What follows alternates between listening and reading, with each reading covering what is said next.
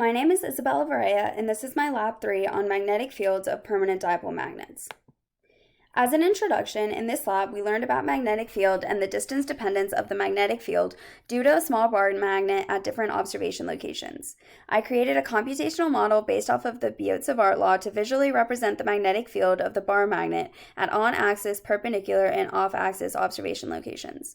From there, I compared my experimental values to the expected values from the computational model. I calculated the experimental value for distance dependence n to be negative 3.119, while the theoretical value is negative 3. I also compared my predicted value for the magnetic field of the bar magnet 45 degrees off axis to the observed value, which I have listed. Some important physics principles I employed during this lab was that Earth has a magnetic field, so this was important to compensate for when trying to measure the magnetic field of the bar magnet.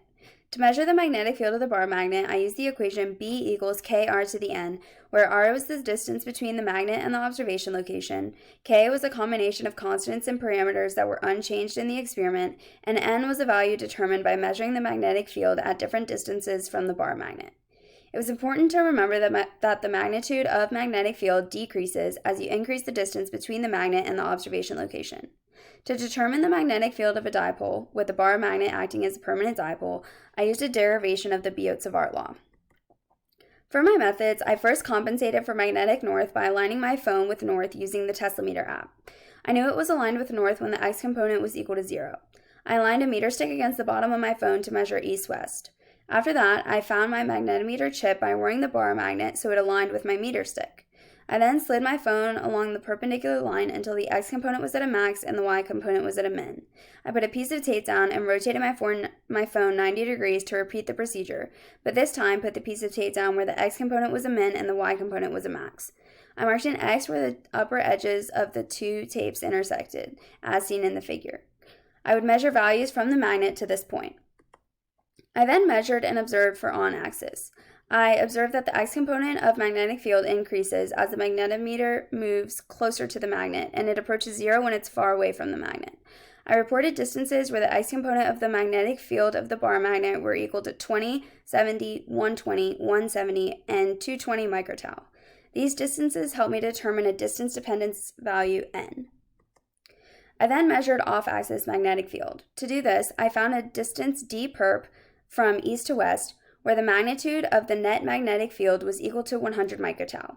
I then moved my phone this distance along another meter stick that was perpendicular to the first one and determined where my experimental B was at 45 degrees. I then recorded my value, which I have listed. I used a logarithmic graph to show my data. The magnetic field decreases as the distance decreases, so I expected n to be negative. The slope of the line indicates the n value, negative 3.119, which represents the distance dependence. I used the negative 14.07 to help solve for the magnetic dipole mu later on.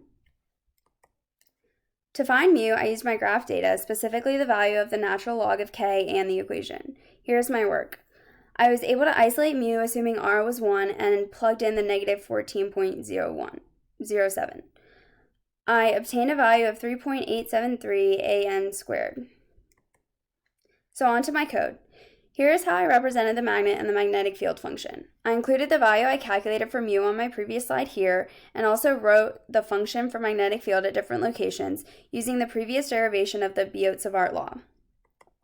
I then entered on-axis and perpendicular locations. From there, I used my function to calculate the magnetic field at these different locations.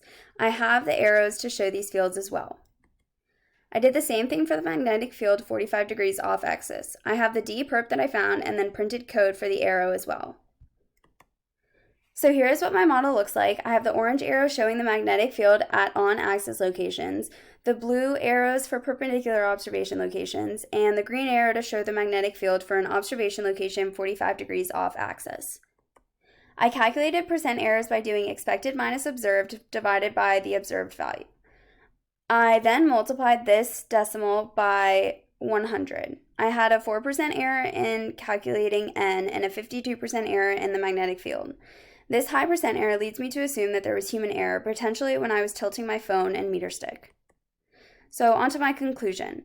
If I hadn't compensated for magnetic north, the magnetic field would have a lower value because it's not on axis, and therefore the difference between the theoretical and experimental values would be larger. If I were to stick two identical magnets together end to end, the magnetic field would double since the magnets are identical and oriented in the same way. Thank you.